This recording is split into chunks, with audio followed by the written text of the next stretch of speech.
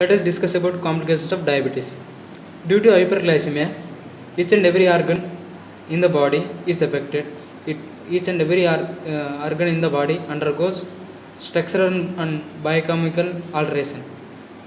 These complications of diabetes are divided into two types. One is acute metabolic and the second one is chronic systemic complications. Under acute metabolic complication we have diabetic ketoacidosis, hyperosmolar non-ketotic coma and hypoglycemia. And under chronic systemic complications we have atherosclerosis, microangiopathy, retinopathy, nephropathy, neuropathy and infections. And coming to diabetic ketoacidosis, and this is exclusively occurs in type 1 diabetes because there must present deficiency of insulin and presence of glucagon. These two are present in the type 1 diabetes, so this exclusively happens in type 1 diabetes. When there is, let us discuss the pathology. When there is stress in the body, that means when there is energy requirements of the body, it leads to lipolysis. This leads to appearance of free fatty acids in the blood, and these free fatty acids in the blood are taken up by the liver to produce ketone bodies. These ketone bodies are produced at such a fast pace that muscles and other tissues cannot utilize that much ketone bodies. Then it leads to ketonemia and ketonuria.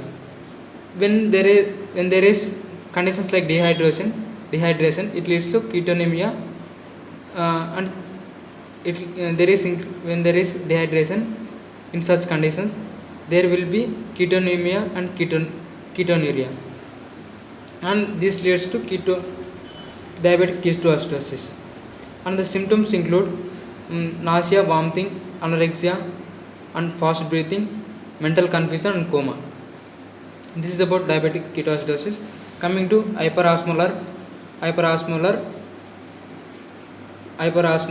hyperglycemic non-ketotic coma.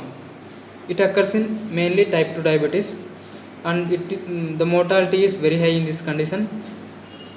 This is due to hyperglycemic diuresis. Means the hyperglycemia is to such level that it leads to massive diuresis, and due to this massive diuresis there is loss of fluid from the body, which this fluid loss is not compensated by the water intake, because there is massive diuresis that the person is unable to compensate the fluid lost through intake. Okay, this leads to hyperviscosity of blood, which leads to thrombotic and hypercoagulation of blood. This pathology of hyperosmolar hyperglycemic non-ketotic coma. Coming to hypoglycemia,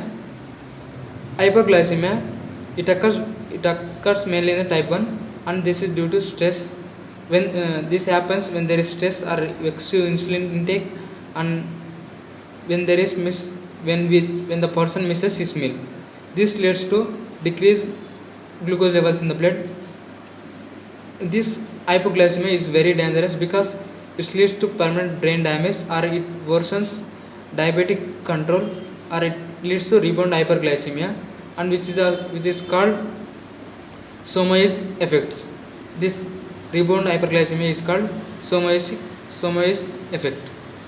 Now we'll discuss about systemic late systemic complications, and this late systemic complications appears after 15 to 20 years after appearance of diabetes, and they are responsible for early mortality and morbidity of the patients.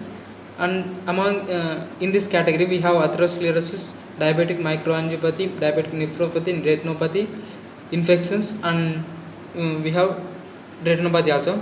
And as said before, they occur after 15 to 20 years of after the appearance of disease, and They are responsible for premature mortality and morbidity of the patient. Coming to atherosclerosis, this occurs due to both type 1 and type 2 diabetes.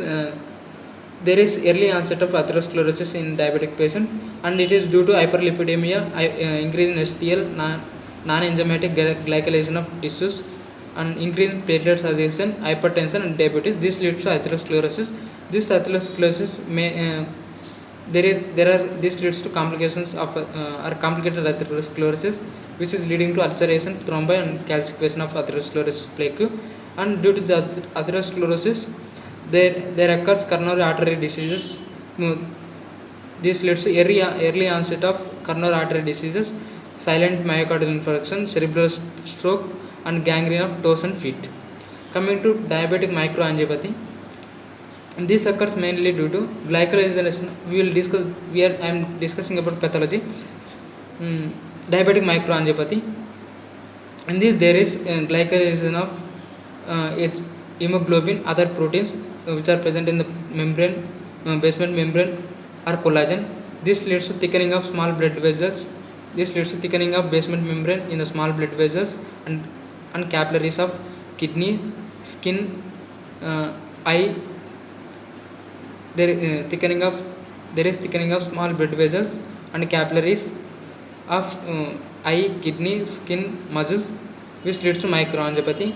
This glycosylation of HB and other proteins also leads to deposition of similar deposition of basement membrane like material on the peripheral nerves and renal tubules and Bowman's capsule.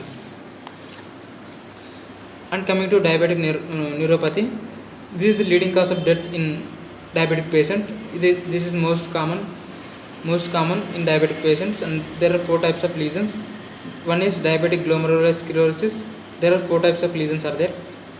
One is diabetic glomerular sclerosis, vascular lesions, which include iron arteriosclerosis of afferent and renal arteries, and iron arteriosclerosis of afferent efferent renal arteries, afferent arterioles and renal arteries.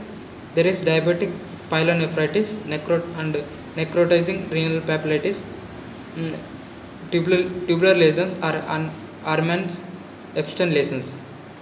Coming to diabetic neuropathy, it occurs due to microangiopathy or hyperglycemia. This hyperglycemia usually results in accumulation of sorbitol or fructose, and which results in decrease in the myoinositol concentration. And these two, microangiopathy and this hyperglycemia, this leads to demyelination of segmental demyelination, axon damage, and squamous cell injury, which leads to peripheral neuropathy. There is symmetrical involvement of nerves in this diabetic neuropathy. Thank you for watching.